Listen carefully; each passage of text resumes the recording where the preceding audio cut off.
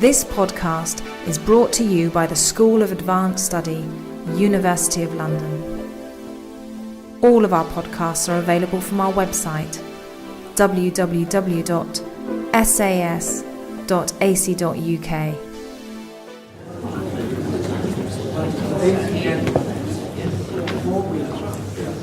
Before I hand over to Professor Jan Montefiore to tell us about the absence of our speaker tonight, the lecturer here, I want to say a few words about John Coffin, his being, in the university terms, a John Coffin Memorial Lecture.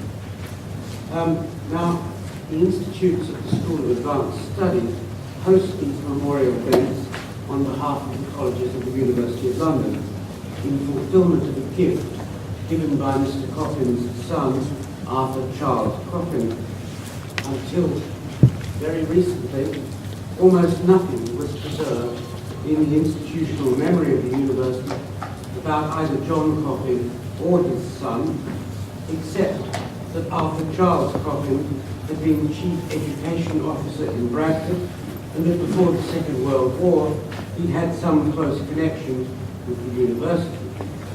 Recently, I was challenged by a colleague who I'm delighted to see here, William Sinclair, to try to come up with something rather more concrete about John Coffin.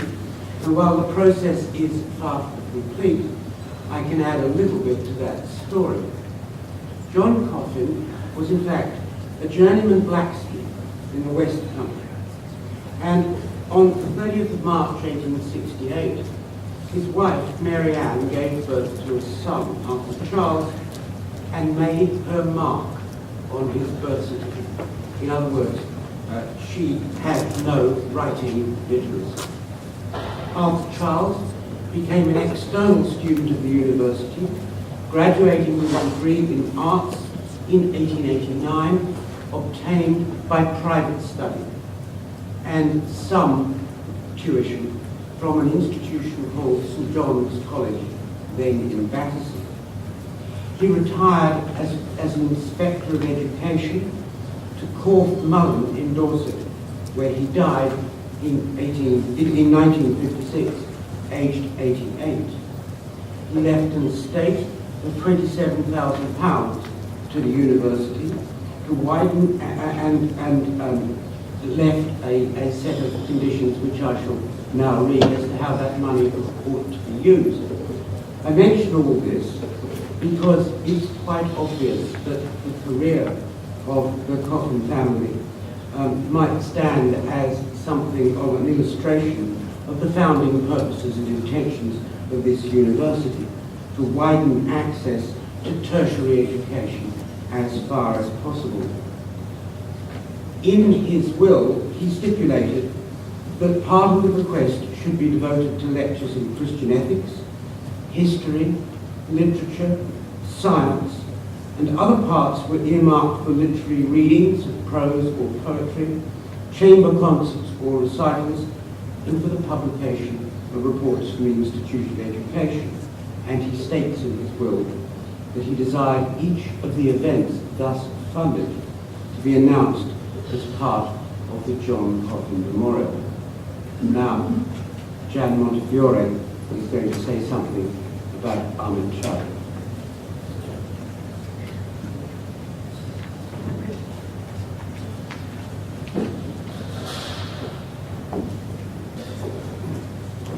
Thank you for that. I am indeed. But first of all, before we get on to the lecture proper, I have a number of thank yous to say on behalf of Dr. Nagai and myself, the organisers of this conference. We are extremely grateful to the John Coffin Memorial Committee. We want to thank the School of Advanced Studies at the University of London, the Institute of English who supported this conference, the Institute of English Studies who are hosting it, and very warm thanks indeed to John Millington for his admirable efficiency, helpfulness, and friendliness. We also want to thank the Kipling Society, who who are also supporting this conference. And are delighted to see so many of the Kipling, members of the Kipling Society of the Council here, and quite a few of them giving papers. So thank you very much for all of those. We also thank the delegates who are speaking, the guests who are coming. I'm particularly grateful to those panel speakers who have also agreed to those people who are giving papers, and also have very kindly agreed to chair panels. And my particular heartfelt thanks go to Professor Elleke Boehmer, who is sitting over there. Now, you're probably wondering why you're not seeing Abby Chowdhury. The reason is that this conference has been struck by, as far as its keynotes are concerned, we've been struck twice by lightning. Both of our keynote lectures, you will hear the lectures, but they will not be delivered by their authors, both of whom are in hospital with serious stomach problems. Charles Allen had a major operation on the 13th, last week, and he's still recuperating from that. He told me that this was in the wind of the summer, and I said, if need be, I would deliver this lecture for him. He sent it to me with the PowerPoints. Then on Friday, Elleke Boehmer rang up to tell us that he had appendicitis and couldn't fly from Calcutta, was going to be operated on. So I feel we are remembering how Kipling suffered from terrible stomach pains from 1915 to the end of his life, which turned out to be the duodenal ulcer that killed him. I felt that we were being haunted, we were being jinxed by the ghost of Kipling's stomach pains. However, I also remember that Kipling's stomach pains never prevented him from either exercising his creativity, nor did they make him lose his relish for life and his pleasures. And at a conference, I've always felt that if the panels are really good, and I think you will agree with me, the panels that we've had today and will have tomorrow are not just good, they're outstanding, that seeing the star people perform their plenary is the icing on the cake. Well, we're going to have to eat our cake at this conference with slightly less icing than we had wished. Hang on, I forgot, in this narrative, I forgot to say that Annie had specifically asked Elleke Boehmer if she would deliver this lecture for him, and she has agreed, and I thank her again. So, returning to my metaphor. As I say, we're eating our cake with less icing than we would wish, but I still think that, like the Parsi man's in Just So Stories, it is nonetheless a superior recipe. So before, I will not, it seems, I'm not going to try to introduce Abby Chowdhury. There is information that, I mean, that would really seem bizarre and surreal to be introducing somebody who wasn't there. And in your conference programs, you have, in any case, the sort of information I will give you. I would, similarly, Elleke Boehmer, Professor at the University of Oxford, distinguished postgraduate speaker, and indeed colleague and friend of Abby Chowdhury. Before I hand over to Elleke, I will just say a couple of things. One is you'll probably have seen the notice about the exhibition of Kipling books from the library. It gives details of the exhibition. It doesn't actually say what where it is, and I've now discovered it. It's on the first floor, so we'll visit that tomorrow. The other is, well, you know this from your programme, there's a wine reception afterwards, which is also the launch for some new publications about Kipling, the new Cambridge Companion to Kipling, whose editor is gracing this conference, as are quite a few of its contributors, and also the 4 titles in the new of Kipling titles in the new Penguin Classics. They're being reissued, and I'm the series editor, and I edited the Man Who Would Be King and other stories. There are also the Just So Stories, edited by Julie Klotz, Plain Tales from the Hills, edited by Travi Gagai, and Kin, edited by Harish Trefedy. Harish is the only one of us meeting here. And I think that's all except the, yeah, that was my last time. Elleke, thank you very much.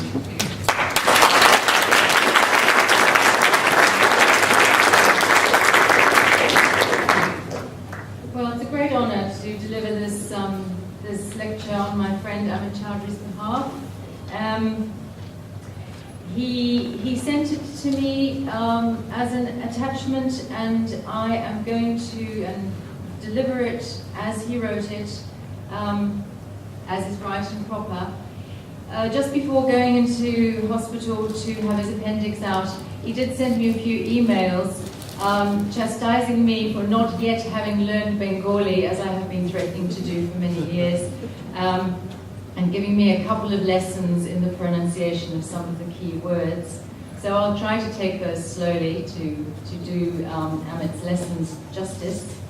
And I should also say that Amit's sentences are quite long, although he punctuates very regularly and well. So bear with me as I read another person's prose. I should also say that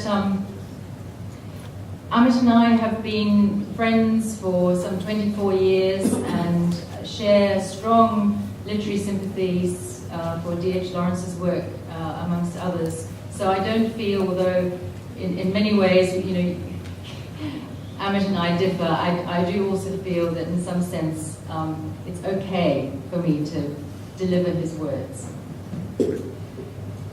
The Emergence of the Everyday, Kipling and Indian Regional Writing.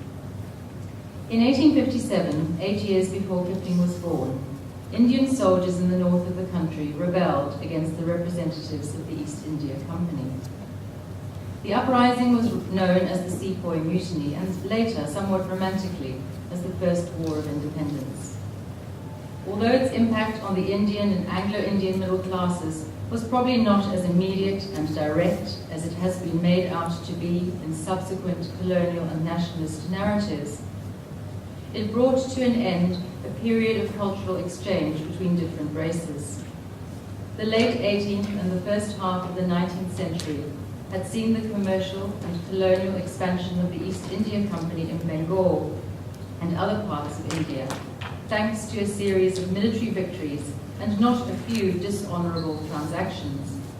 But it was also a time of commingling, especially in Calcutta, between the new Indian middle classes and members of the British scholarly and administrative classes. William Jones, whose researchers at the Asiatic Society in Calcutta were largely responsible for inaugurating Orientalist scholarship and the reconstruction of Indian heritage, wore native clothes made of muslin in the heat. The solar hat and khaki uniform that Beerbohm has Kipling wear in one of his caricatures were not yet de rigueur. There were early portraits depicting Englishmen with their Indian wives, dressed in a mishmash of Persian and Hindu styles. In the first half of the 19th century, the Hindu college saw teacher and student, Englishman, Indian and Eurasian, engage in a colloquy at a crucial moment of modern history. People like the educationalist David Hare, the Anglo-Portuguese poet and teacher Henry de Rosio, the great Bengali poet Michael Madhusudan Dutt. If Kipling had been born 50 years earlier, it would have been impossible for him to write the cheerfully assonantal but bleak lines, "Oh, east is east and west is west, and never the twain shall meet." It would have been equally difficult for the narrator of the story Beyond the Pale to make his seemingly unequivocal statement, "A man should, whatever happens, keep to his own caste, race, and breed." In that time of commingling and displacement in India, a new literature in English was coming into place elsewhere, in America, which D.H. Lawrence, with the benefit of hindsight in 1923, in the middle of the glaring white heat of modernism, claimed was characterized by something he called spirit of place. Had Fenimore Cooper, Poe, Melville, Hawthorne, and especially, he had Fenimore Cooper, Poe, Melville, Hawthorne, and especially Whitman in mind. But he was thinking most pressingly of the first, Fenimore Cooper, when he said, "We like to think of the old-fashioned American classics as children's books, just childishness on our part." About this putative spirit of place, Lawrence, after much invigorating scolding and hectoring, is largely vague.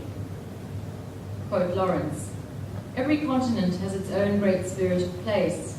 every people is polarized in some particular locality, which is home, the homeland.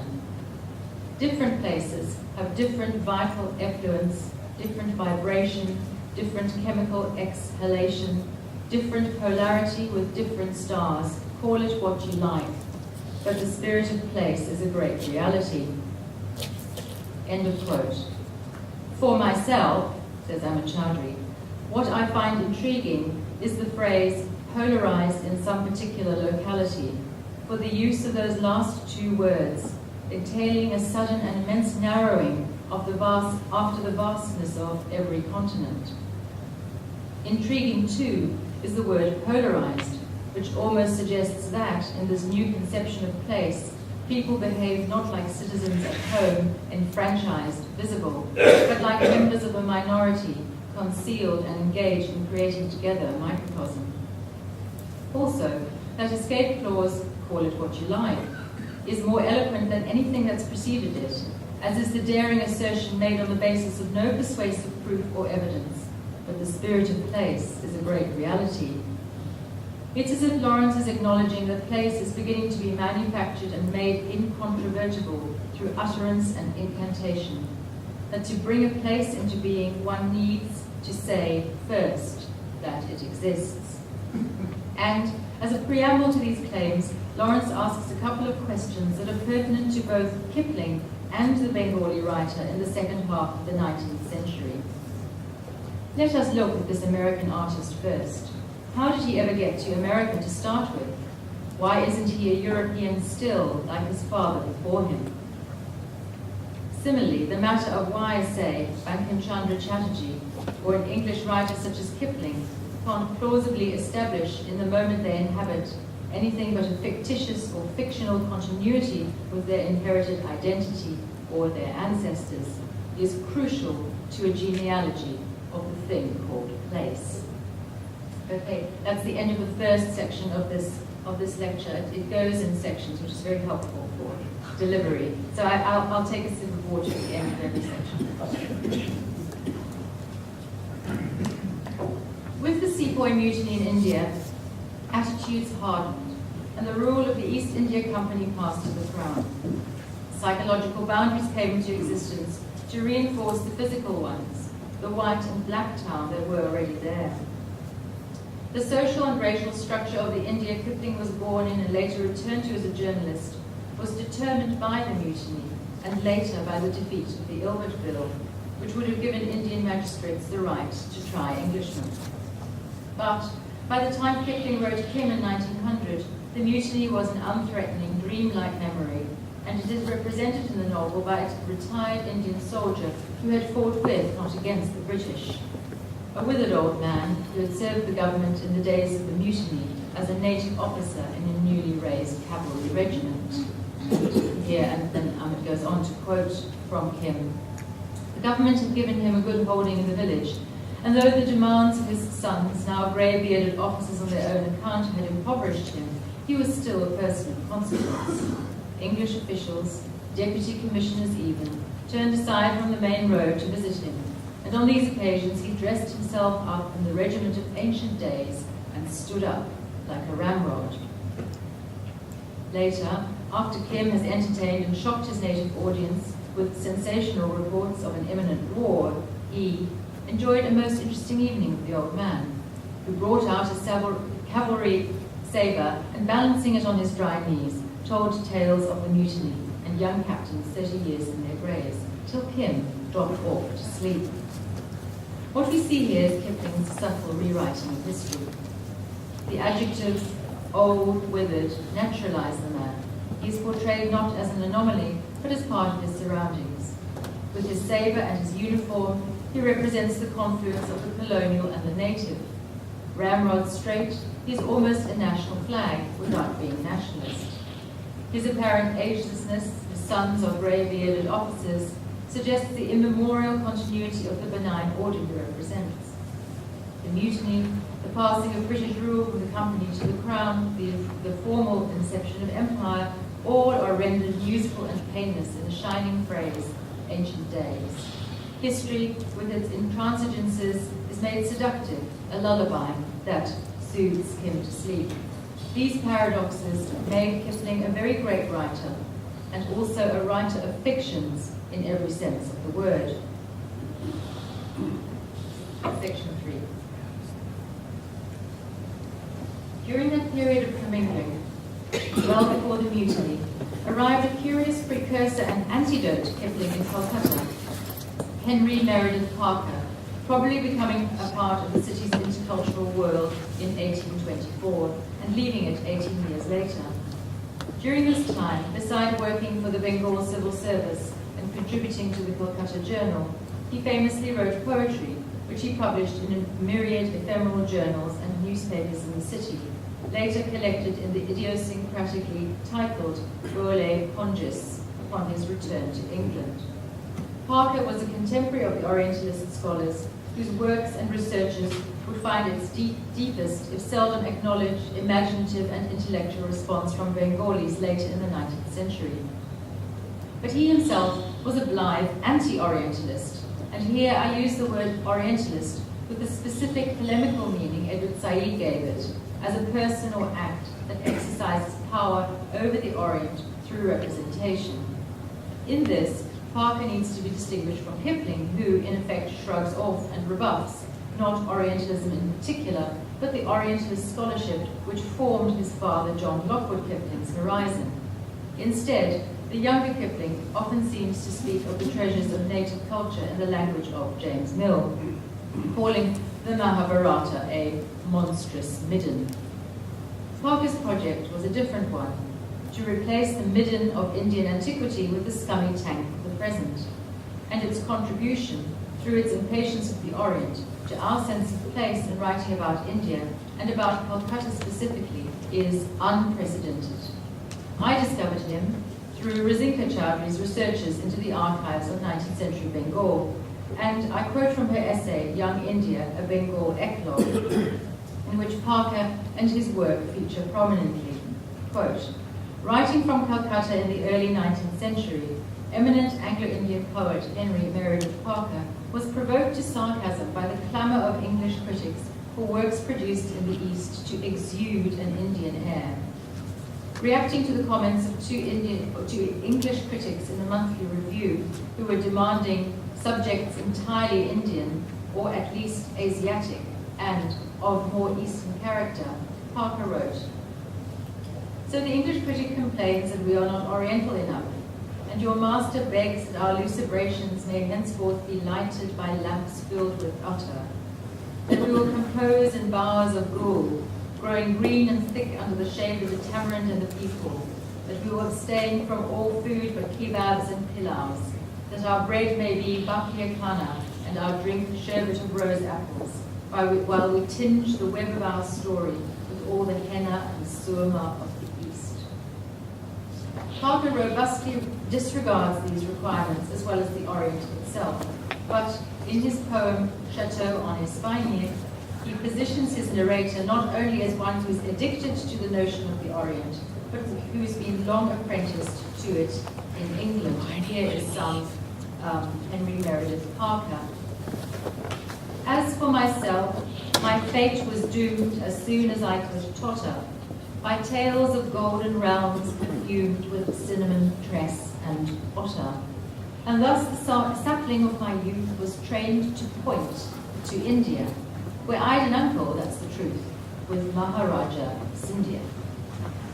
The poem itself takes its cue from Yarrow Unvisited, so that the wide-eyed protagonist arrives in the Orient and finds instead Calcutta, not only a city then, but modernity, in the sense that the modern is not mythopoeic, but urban, ungrandiose, and indeed disappointingly unmonumental. The narrator is devastated, but Parker, we sense, is addicted to the unlovely. The palace city which he sketched into vast splendor starting, like one by Piranini etched or Babylonian Martin, he finds half rubbish and half glare, whitewash and green Venetians, straw roofs and orders which I swear no Romans knew or Grecians. Instead of fountains, scummy tanks, emitting smells unsavory, for rich bazaars, brick cells in ranks, teeming with filth and knavery. Mud huts in many a rotten row, 'tis true those are the people's, but Asia's capital can show 3 brand new plastered steeples. Parker's narrator is mourning the unavailability of the mythic Orient. Parker is relishing taking it apart. Through the interstices of history with capital H, peer out scummy tanks. The modern real peers out, though not natural and rational as reality is supposed to be, but strange as reality and the everyday will be in this new conception of place, city, and neighborhood. Parker made his position on this clear in his ferocious reply to what he called English critics, as if he, like Lawrence's American settlers, had unexpectedly lost his cultural inheritance. And while doing so, Parker was prescient in his language and tone of what Walter Benjamin's genealogy of the modern in relation to place and city offers. Why is the flaneur the creation of Paris, Benjamin asks in The Return of the Flaneur, and not Rome, despite the latter's various landmarks and monuments? Rome, he explains, Benjamin explains, is too full of temples, enclosed squares, and national shrines to be able to enter undivided into the dreams of the passerby. He goes on passionately to describe an aesthetic that may well have germinated in the early 19th century in people like Parker and their discomforted suspicion of the Orient. Here's Benjamin. The great reminiscences, the historical frissons, these are all so much junk to the flaneur, who is happy to leave them to the tourist. And he would be happy to trade all his knowledge of artists' quarters, birthplaces, and princely palaces for the scent of a single weathered threshold or the touch of a single tile, that which any old dog carries away. In a crucial sense, Benjamin's aesthetic of modernity, that which any old dog carries away, is a critique of the European Renaissance, with its grand vistas, monuments, and historicism, its oil paintings, its masterful hyperrealism. Benjamin situates the modern city Paris not as a successor of, but as a counter to Rome, or to history with a capital H, or to the Renaissance. Parker's rebuttal of the Indian air or the Orient is reminiscent of the texture of this positioning. It also suggests to us that the Orient, with its palaces and kingdoms, is at once the Renaissance's other, as well as one of the primary articles fashioned in its forge. The modes of representation that mastered and produced one kind of reality at the heart of the Renaissance found its extension and further outcome in producing reality of another kind where the Orient was concerned. The Orient is, if not the Renaissance's twin, at least its progeny. Parker, in his poems, presages unwittingly the fact that the other Renaissance in Calcutta would be located in the quotidian, the wayward, the indefinite, premised on the exchanging of princely palaces for the weathered threshold, of setting aside an idea of the East for the here and now. And that is the end of the third section now.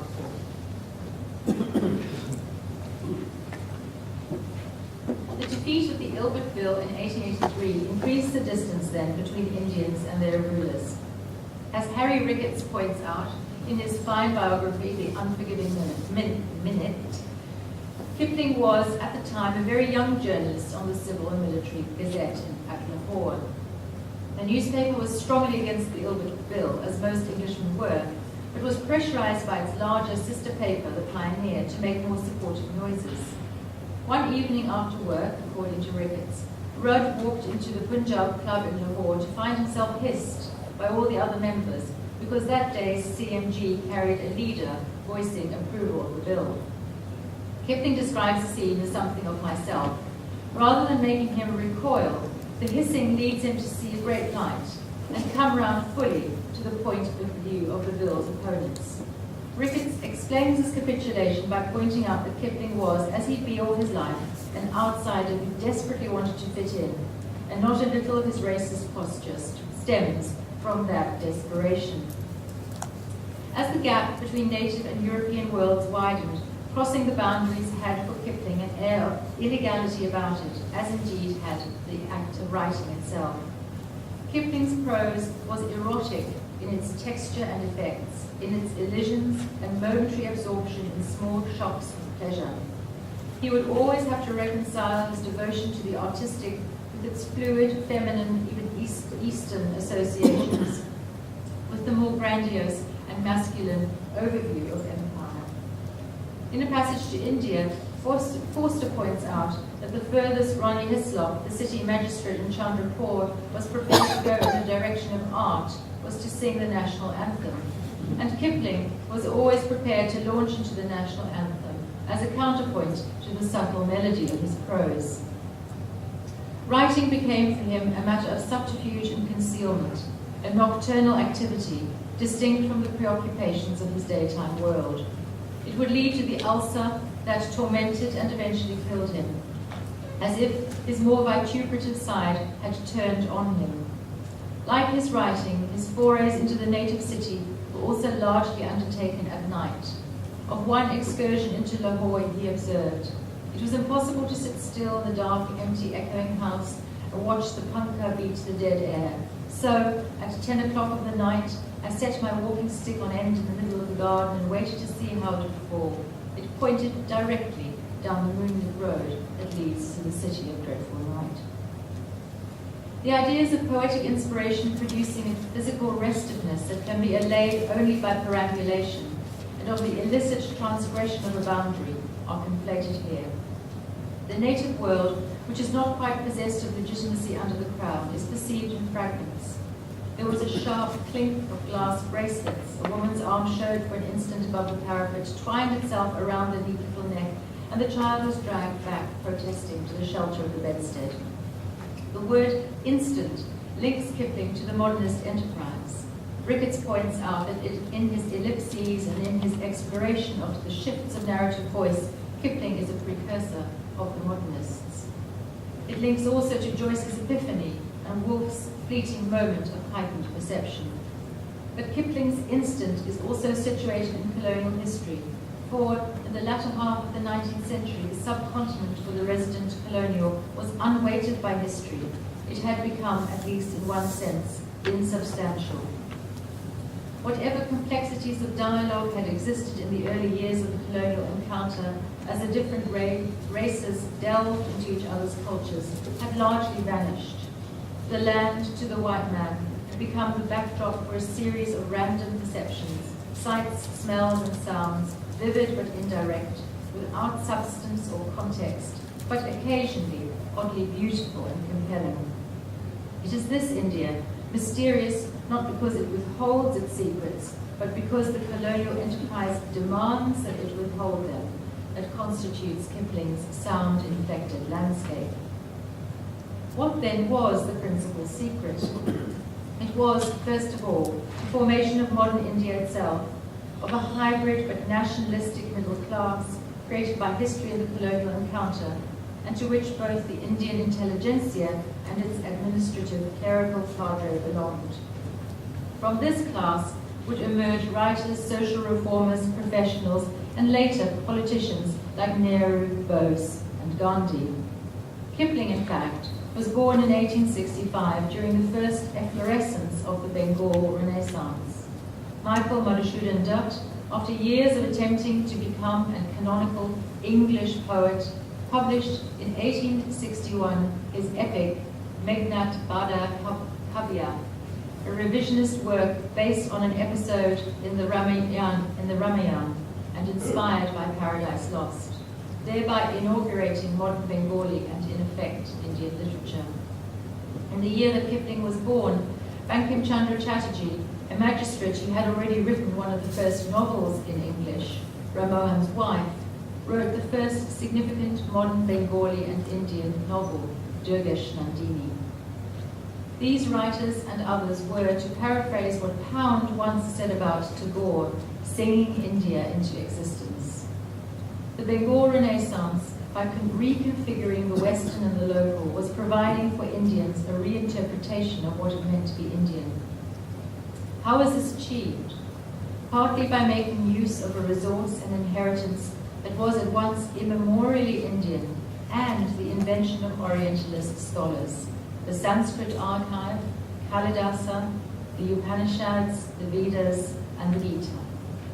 Partly also by using this ancient resource and the fact of modernity to situate the Indian and his or her literature decisively outside of the Orient, as described irritably by Parker in his riposte to his English critics. To attempt to take the culture that was coming into existence out of the emanation called the East and rethink its relationship to contemporaneity, English word that gives me that word, to the West and to the past. By taking culture and literary practice out of the realm of abstraction, such as the Orient represented, the idea of a place, a region, and India was being articulated implicitly, and by the 20th century it had become an explicit concern in Bengali writers like Tarashankar and Banerjee, all writers of particular terrains. The task of creating a modern literature was not so much the task of creating national identity, but of staking out place, region, and territory.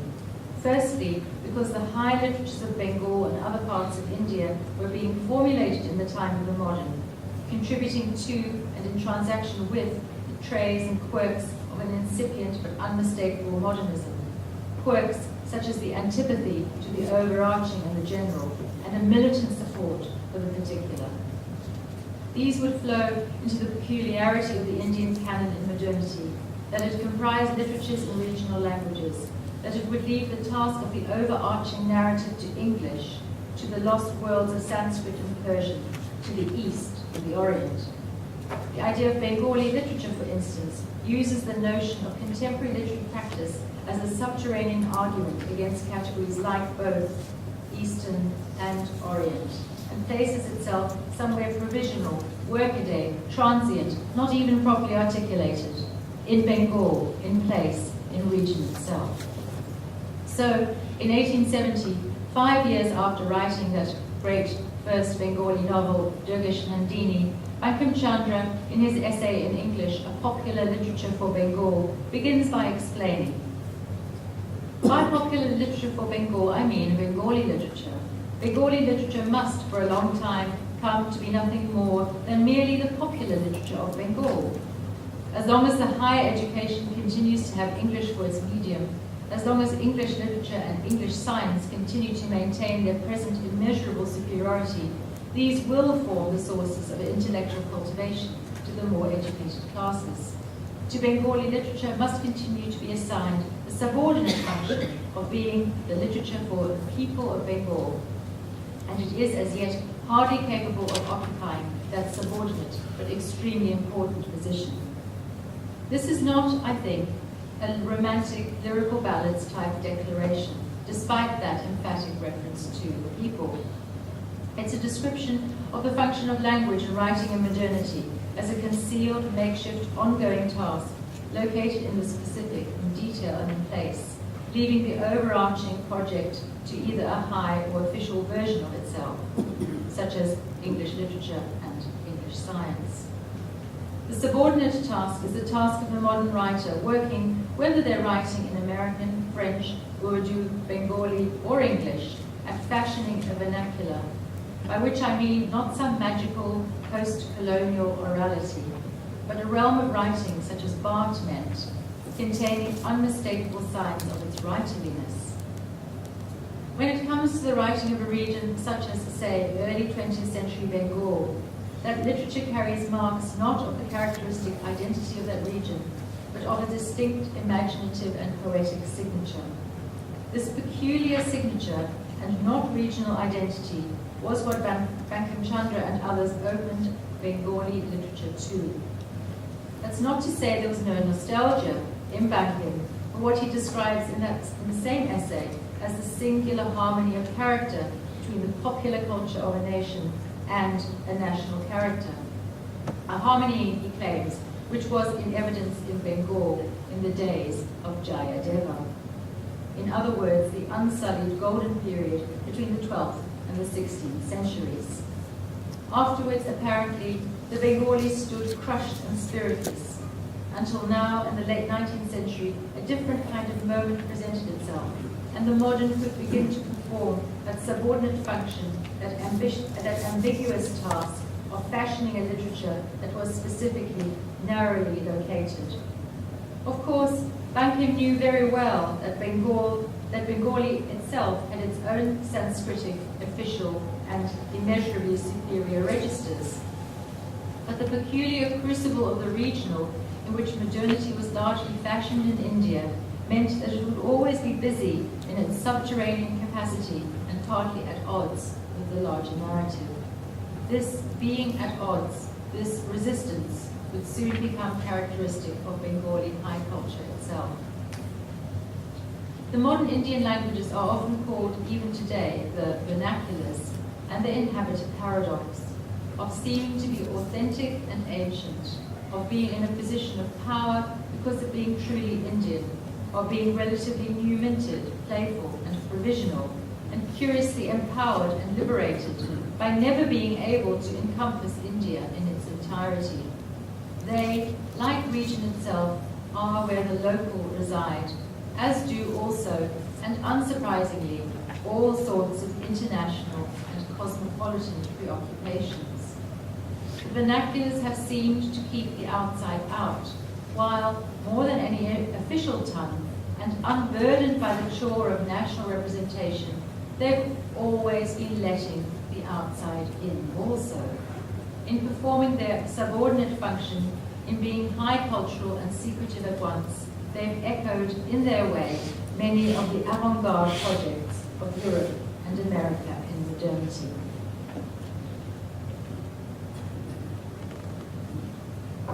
Beginning of the 5th section. Tagore himself was born 4 years before Kipling, and if Kipling made a dazzlingly precocious debut with Plain Tales from the Hills, Tagore's first book of poems, Prabhat Sangeet, published even more precociously when he was 16, made no less unsettling an impact. Decades later, well after winning the Nobel Prize and witnessing the decline of his literary reputation accompany his incremental celebrity in the West, Tagore had said to E.J. Thompson in 1921, "My original vocation was as a mere Bengali poet. I know I am misrepresenting myself as a poet to Western readers. Now I am becoming frightened of its enormity, and am willing to make a confession of my misdeeds." The impact of that first book of poems had been unsettling, because critics in Calcutta had quickly realized that the young Tagore was taking the Bengali poem and Bengali literature, neither by any means a ready-made given, towards a practice that was unprecedented. But for the international public, Tagore situated himself in the East, the crime for which in 1921 he sought absolution from Thompson. Tagore's Bengal, his actual locus as a writer, was a specific place, but not in the sense that the English mining town was for D.H. Lawrence, or the Parisian suburb was for Colette, or Jackson or New Orleans for Eudora Welty, or for that matter, what Calcutta would be for Buddha Deva Bose, or the remembered landscape of undivided northeast Bengal for Jivanananda Das. For Tagore, Bengal was more a modernist archive and a project, akin to and far exceeding what Wales was for David Jones, or Northumberland for Basil Bunting, a place that was local with an organic folk and rural vivaciousness, upon which converged the Sanskritic legacy and meter of Kalidas, the musical systems of Indian antiquity, also Scottish and Irish melodies, the European sense of the individual, anti-colonial exacerbation, and an unprecedented, very modern phenomenology of space, time, of nothingness. What a remarkable list. That's my comment. I'll withhold from comment from now on.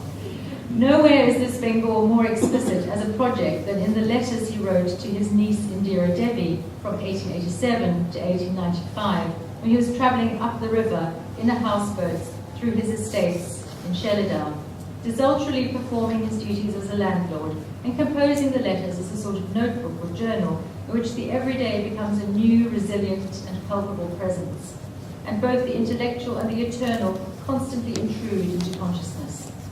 At around this time, he also begins to write his first great stories, based on this excursion into a place he owns, and yet where he's also strangely homeless and adrift.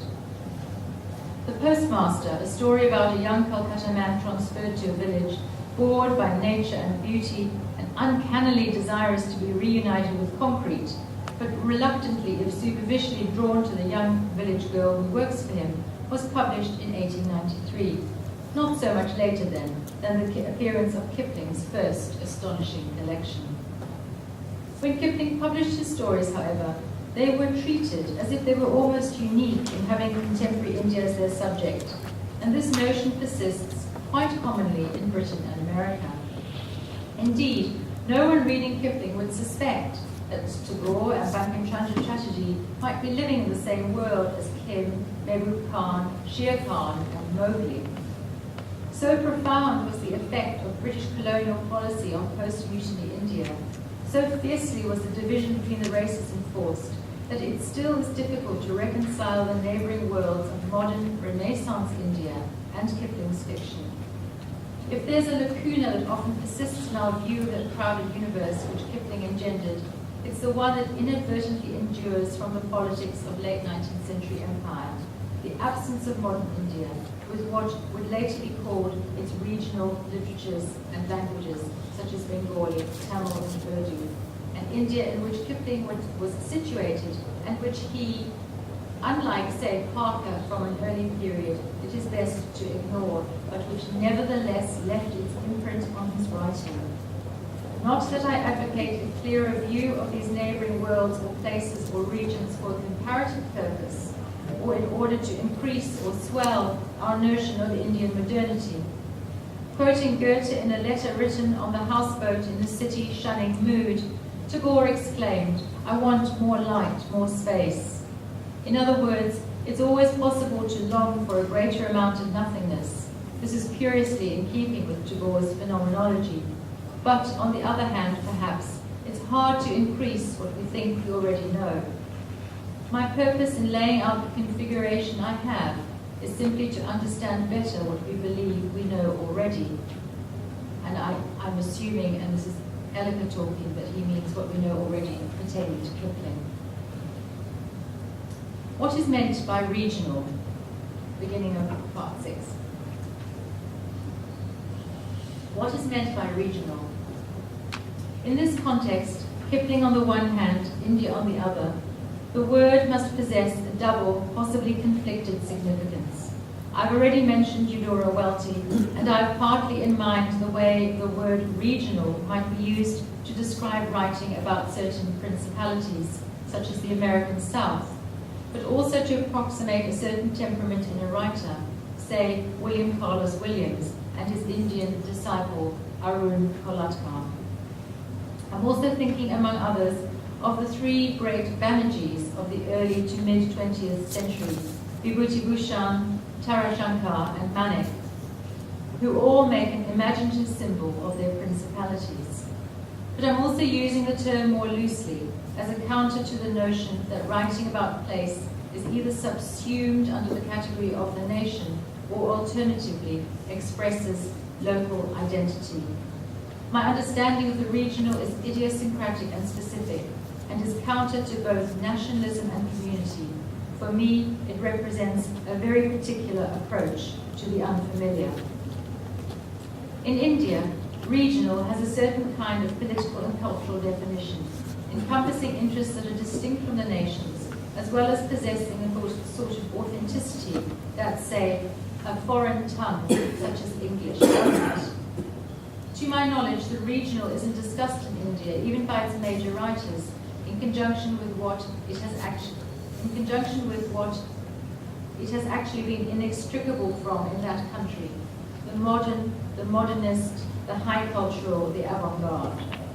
The perceived defeat of the regional literatures by Indian writing in English after globalization is seen, depending on which side you come from, either as a defeat of authentic India or the coming into its own of the post-colonial nation, with the publication of Midnight's Children, but not connected, as it might be, to the retreat of avant-gardes and modernisms everywhere. The regional, despite the evidence of oeuvres, canons, and individual works, is hardly ever seen in India for what it has often been, an elite, high, countercultural project, imperiously overturning the conventions of nationalism and identity. In fact, it's often seen as an extension of nationalism, or a variety of sub-nationalism, even by commentators such as the excellent Dipesh Chakrabarti. Chakrabarti, indeed, compares the Indian historians Niharajan Ray and Dinesh Chandra Sen's passionate apostrophes to Bengal and its landscape to the poet Jivanananda Das's great sonnet sequence, Rupasi Bangla, Bengal the Beautiful, as varieties of romantic nationalism. In further support of this position regarding Das's mysterious incantatory sonnets, one could cite the fact that soldiers involved in the War of Liberation that created Bangladesh in 1971 were constantly reading and deriving sustenance from these poems. No mention is made of the fact, though, that the particular apotheosis of place that Das's poems represent involves a constant, repetitive opening up to the foreign and the strange. Das uses Bengal or Bangla in that magical way as an occasion of conjuring up a world, as well as opening it up to the unfamiliar. Besides expressing disarmingly straightforward desire for the homeland, Das's sonnets contain an experience that the soldier facing extinction might also be susceptible to, of being both at home and in a strange place at one and the same time, and where that strange place is the world. There's no way of comprehending the impact place and region have on us without taking into account their constant teetering toward and confluence with the unfamiliar and the foreign. This paradox is the paradox of modernity and modernism, and the constant inversions between the natural or native and the strange or far away that the regional depends upon is referred to constantly by Kipling in throwaway remarks such as, "England is the most marvelous foreign country I've ever visited," or suggested by the English pigeon and the peculiar insight he gives to his soldiers in his story on Greenough Hill, where, fighting the Aurangabadis on the lower slopes of the Himalayas, Private Leroy watches the bare sub-Himalayan spur that reminded him of his Yorkshire moors. Speaking more to himself than to his fellows, Leroy observes that Rumbold's moor stands up over Skipton town, and Greenough Hill stands up over Pateley Brig. I reckon you never heard tell of Greenough Hill, but yon bit of bare stuff, if there was no but a white road winding in it, is like it, strangely like.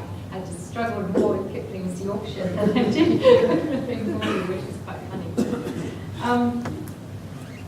So I do need to give the last line of that quote because it then creates a riff within this talk. There was no but a white road winding in it is like it, strangely like. The category of strangely like is what creates the contours of the regional and the modern. It is not merely comparative, but a moment of unsettlement, and would work without the element that the scene is compared, that is being revealed to us.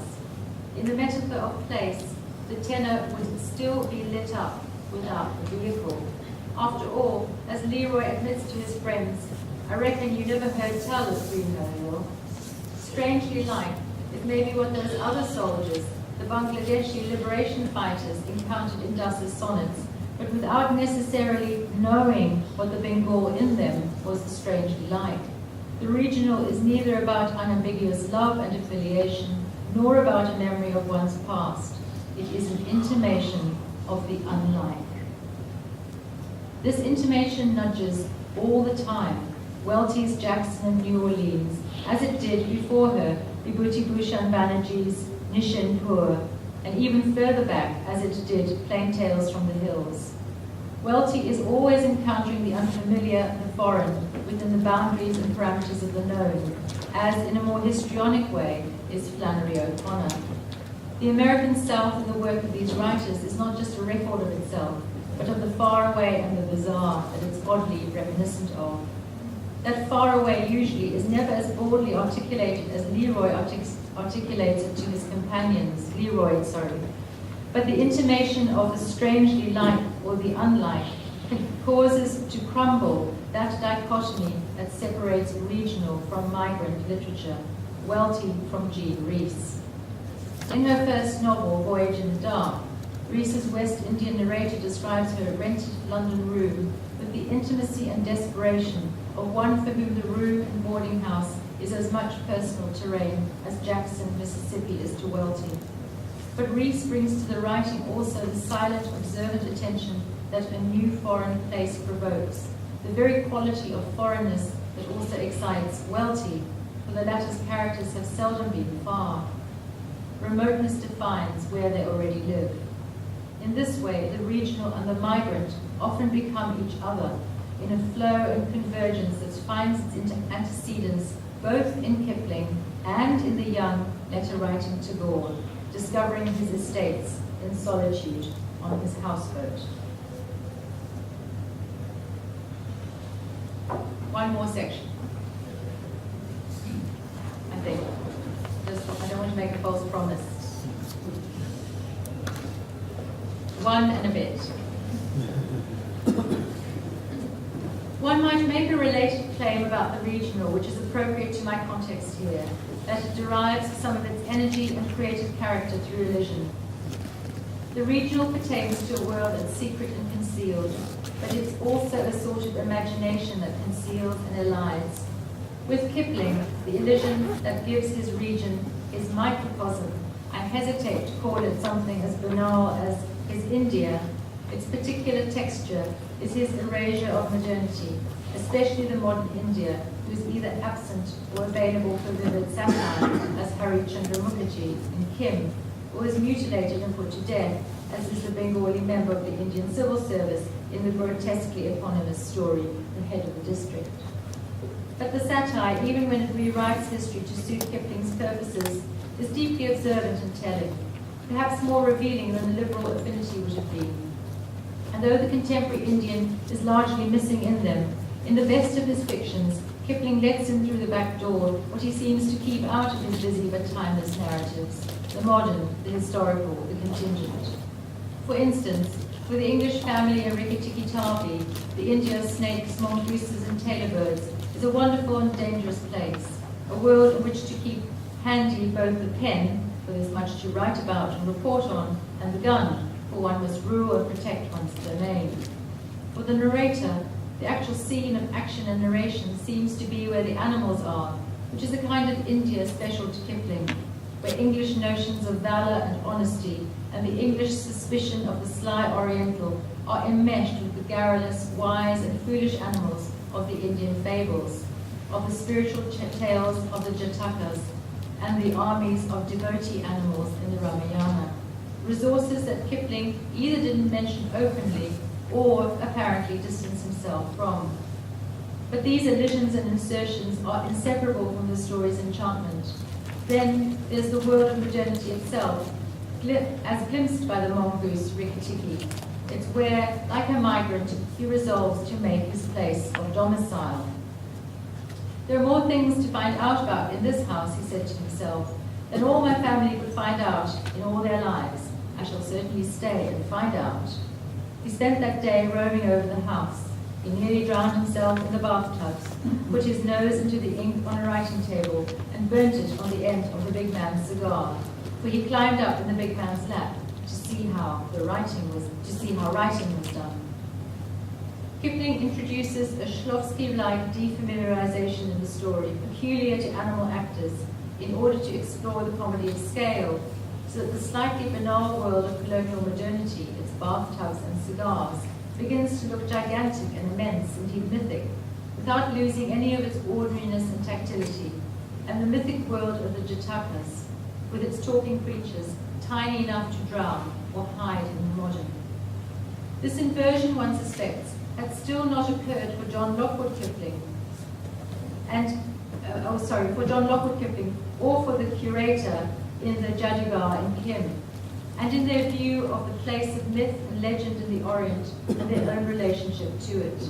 Modernity, Rikki Tikki finds, is hospitable and indecipherable, and despite the very intellectualized, nationalistic approach to the colonial legacy that agitates the surface of Kipling's consciousness, we can see from the figure of the mongoose that the pleasure he takes in the features of colonial modernity is essentially physical and has to do with touch and sensation. The mongoose is all tactility and body. The action shifts constantly from inside to outside, from interior to crevasse to garden, as the war between the snake and the mongoose is rapidly recounted, so that we're not sure where the setting is. Just as Parker wasn't quite certain upon arrival if Calcutta was a city of palaces, the Oriental city itself, or just a scummy tank. Parker's scummy tank in Kipling's story is the bathtub, where a crucial bit of the action unfolds. Then he was battered to and fro as a rat is shaken by a dog. His eyes were red, and he held on as the body cart-whipped over the floor, upsetting the tin dipper and the soap dish and the flesh brush, and banged against the tin side of the bar. Despite the decisive closure at the end of the story, where, after the mongoose's victory, we're assured that never a cobra dared show its head inside the walls, the consequences of these battles, with their agile evasions, ferocious lunges, and swift disappearances, is that we're left undecided as to what's being left out and what let in. That mixture of elision and truthfulness indefatigably at work here, where the foreign and unlike are at once being given a home, as in Rikki Tikki's and the English Family's cases, opposed, as where the cobra is concerned, and secretly engaged with, is also what defines a particular notion of the regional. The matter of elision, when it comes to modern regional literatures of India that are contemporary with Kipling and also survive into the present, is a two-way traffic. Kipling and other colonial writers, by and large, confer invisibility upon the modern in India, and in the regional canons in question, the modern in India largely confers invisibility upon the colonizer.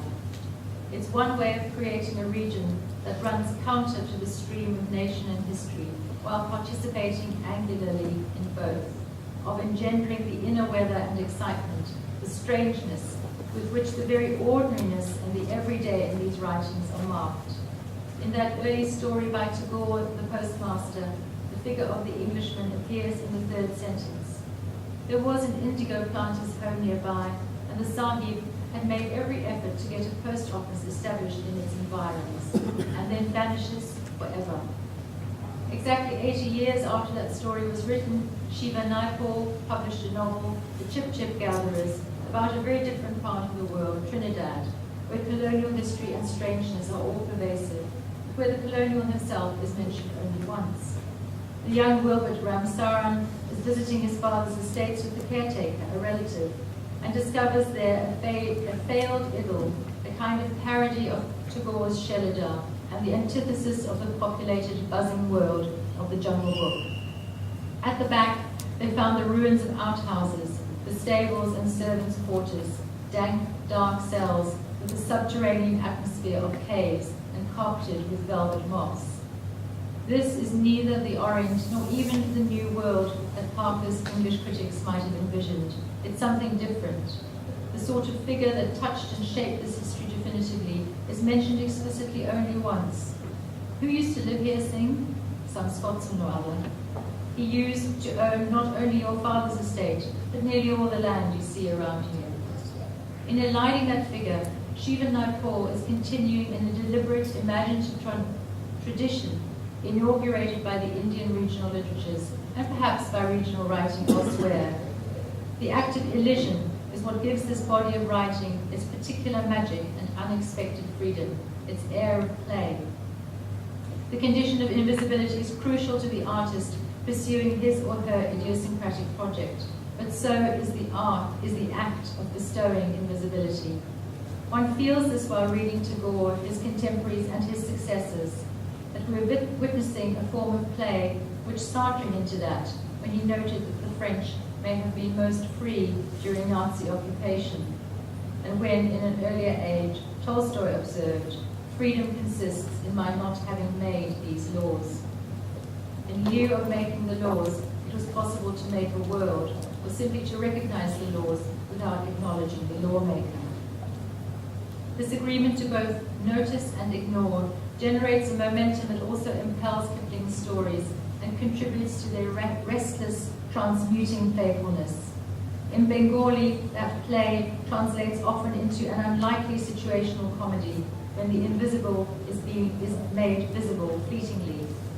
In Blue Star, the great humorist Parasuram's short story about Sherlock Holmes' visit to Calcutta, the event is contextualized simultaneously in colonialism and in Bengali literary history. Quote, "I'm talking about a time 60 years behind us, during the reign of Queen Victoria. In those days, Calcutta did not have electric lights, motor cars, radios, or loudspeakers. Aeroplanes did not fly in the sky. Tagore was not yet famous, and Hemchandra was called the best poet." There's the disorienting instant when what's been both taken for granted and left unaddressed in Bengali fiction, what Bankim Chandra termed the immeasurably superior English, appeared to the narrator's eye in the incarnation of Holmes and Watson. One of the Europeans was tall and thin, clean-shaven, the cheeks a little sunken, his receding hairline making his forehead look bigger than what it was. The other man was of medium build, neither fat nor thin, had a moustache and limped a little. The narrator, Rapal, confesses to the two visitors that he's unable to procure copies of Strand magazine, but subsists on Bengali journals like Bangabasi and Janmabhoomi. But such an avid follower is he of Holmes's method that he's able to tell them that they're newly arrived, from the fact that they address him as Sir, unlike hardened colonials, that they've slept badly from the mosquito bites on their skin, and that Holmes ate chilies the previous night, from the way he sticks out the tip of his tongue repeatedly while smoking. Somewhere in the midst of this, Holmes makes a crucial inference. Do you see, Watson? This Bengali gentleman is well versed in the science of deduction. No Sherlock Holmes won't be able to attract many clients in this country. Holmes has seen himself through the point of view of Bengali regional literature, from a writing engaged in what was defined by Bankim Chandra as a subordinate task, and noticed the curious fact of his redundancy to his cherisher. And here's the final paragraph. This odd strategy of simultaneously aligning and producing foreignness would, wherever it was nodded at openly, lead to further comedies of the absurd, as in Vibhuti Bhushan's story, Einstein o Indubala, where the people of a Bengali small town have ignored the arrival of the archetypal scientist and have gone instead to attend a recital by their favorite singer, the ample and sweet-voiced Indubala. Vibhuti Bhushan took the business of erasing one reality and generating another to a new terrain when he wrote Chanda Pahar, or the Moon Mountain, an adventure set in Africa, creating a colonial region which he had never seen. These peculiar gestures have their echoes in the universe of the French surrealists, and especially their reluctant fellow travellers, such as Raymond Roussel, who wrote impressions of Africa and new impressions of Africa without ever having travelled to that continent, and who often visited places like Egypt in a roulette, a luxurious caravan-like vehicle in which he was accompanied and attended to by his staff, and from which he hardly emerged. To fashion a region, you must either never travel or return home to claim that you are abroad, as Kipling repeatedly did, or, like Roussel, stage your ignorance of the place you're visiting. Thank you.